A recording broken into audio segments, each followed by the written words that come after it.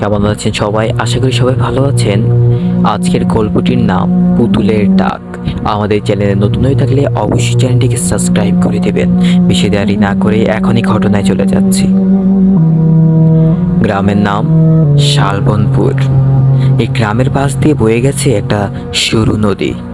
লোকজন বলে এই নদীর পানি নাকি কখনোই পুরোপুরি পরিষ্কার হয় না, কারণ এই প্রাণীর নিচে লুকিয়ে আছে কিছু একটা। গ্রামের বাচ্চারা এক গল্পে বলে রাতে নদীর ধারে গেলে কেউ একজন ডাক দেয়, কিন্তু ভয়ঙ্কর ব্যাপার হলো ওটা কোনো মানুষ না। রাহুল আর সুমন দুই বন্ধু। একদিন সন্ধ্যায় সুমন বলল, শুনছিস, ওই নদীর পাশে নাকি একটা পুতুল দেখা যায়। রাহুল হেসে উঠল, পুতুল? আবার মানুষ ডাকে নাকি? আহা, কি যে বলিস তোরা। কিন্তু তার হাসিটা বেশিক্ষণ টিকল না। চাঁদের আলোয় নদীর পানি চিকচিক করছে, দূরে একটা নৌকা দুলছে, আর ঠিক তার পাশে একটা পুরনো লণ্ঠন জ্বলছে। এই আসো, তোমরা এদিকে আসো। রাহুল থেমে গেল। শুনলি? সুমন কাপা গলায় বলল, হ্যাঁ, কেউ ডাকছে। ওরা ধীরে ধীরে সামনে এগোলো, আর তারপর দেখলো একটা মরা মানুষের মতো পুতুল দাঁড়িয়ে আছে। তার চোখ একটা নেই আর একটা লাল হয়ে জ্বলছে।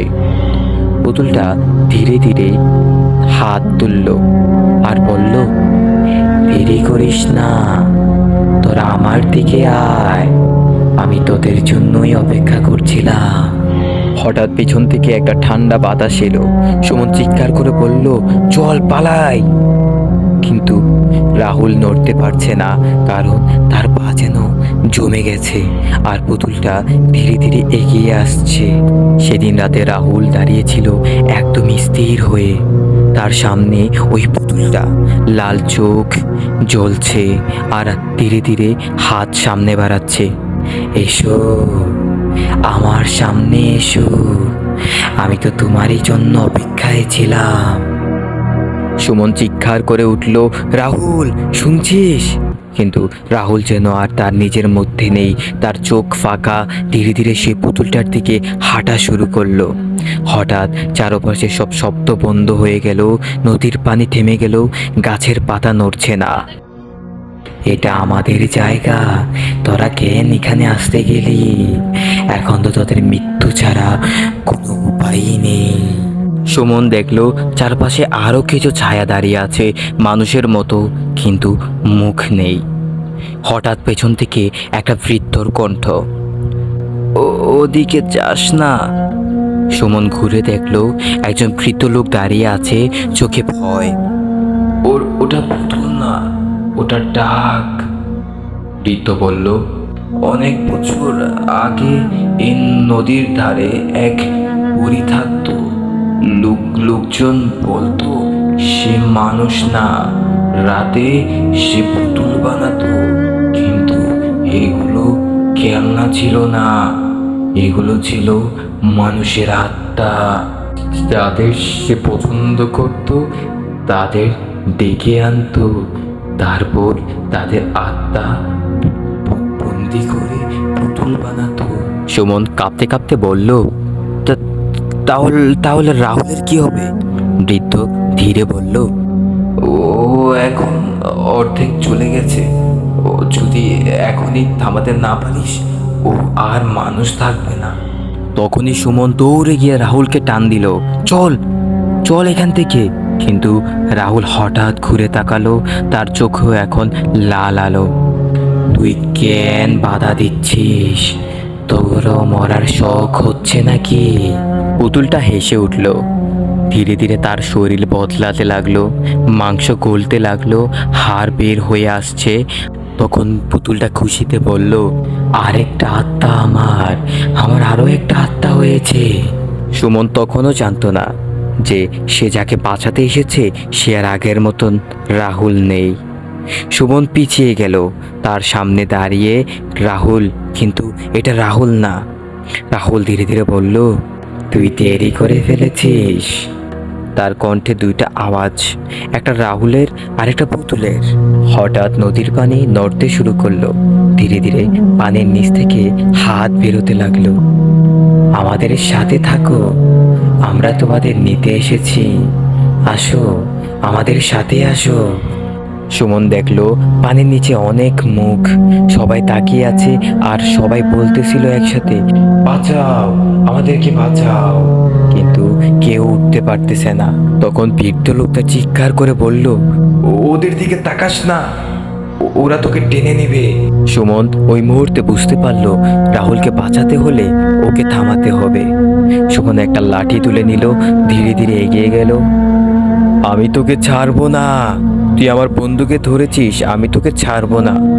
রাহুল হেসে উঠল আর বলল, তুই পারবি না, তোর ওই ক্ষমতা নাই আমার সাথে লড়ার, তুই পারবি না।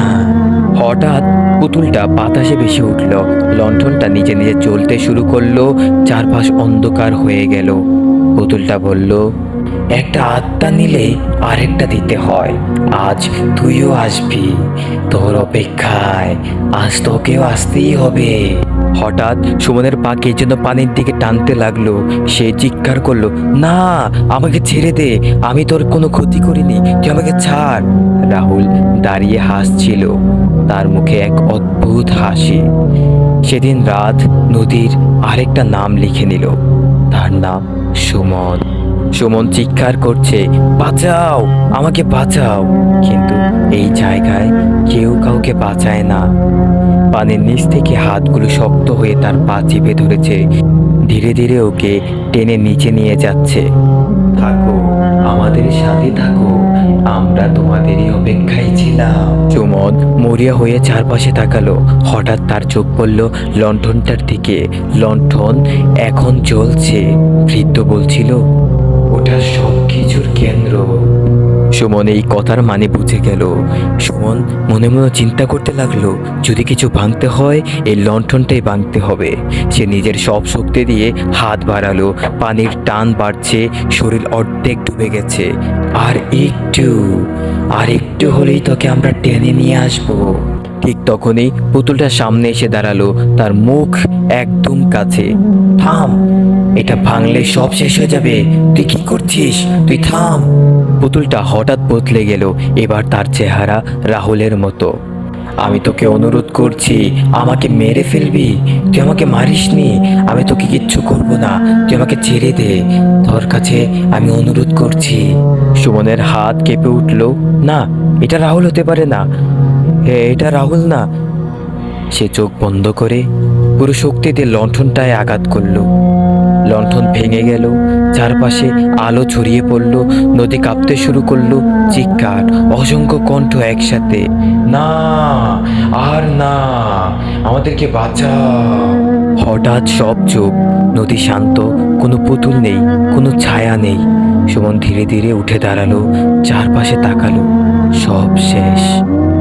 হঠাৎ তার চোখ নড়ল পানির দিকে। সে নিজের প্রতিচ্ছবি দেখল, কিন্তু তার চোখে এক পাশ লাল জ্বলছে। পেছন থেকে একটা কণ্ঠ, খেলা শেষ না। সুমন ধীরে ঘুরে দাঁড়ালো, সামনে একটা নতুন পুতুল দাঁড়িয়ে। যে লণ্ঠন ভাঙে সেই নতুন রক্ষক হয়। এখন তুই ডাকবি। সেই রাতের পর নদীর ধারে আবার ডাক শোনা যায়, এসো, এই নদীর দিকে এসো, আমরা তোমাদেরই অপেক্ষায়। আজও যদি কেউ শালবনপুরে নদীর ধারে যায়, সে হয়তো ফিরে আসে, কিন্তু সে আর আগের মতো মানুষ থাকে না। কেমন লাগলো ঘটনাটি অবশ্যই কমেন্ট করে জানাবেন, এবং আমাদের চ্যানেলে যদি নতুন হয়ে থাকেন তাহলে অবশ্যই চ্যানেলটিকে সাবস্ক্রাইব করে আমাদের পাশে থাকবেন, এবং এরকম নতুন নতুন সুন্দর সুন্দর ভয়াবহ ঘটনা পেতে অবশ্যই আমাদের চ্যানেলটিকে সাবস্ক্রাইব করে রাখবেন। আজকের মতো এই পর্যন্তই, ভালো থাকবেন, সুস্থ থাকবেন, আসসালামু আলাইকুম। পরবর্তী ঘটনার জন্য অবশ্যই কমেন্ট করে জানিয়ে দিবেন কী নিয়ে ঘটনা চাচ্ছেন আপনারা। আর আপনাদের যদি কোনো ঘটনা থেকে থাকে তাহলে আমাদেরকে মেল করতে পারেন, আমরা আপনাদের ঘটনা শোনানোর জন্য প্রস্তুত রয়েছি সর্বদাই। আসসালামু আলাইকুম।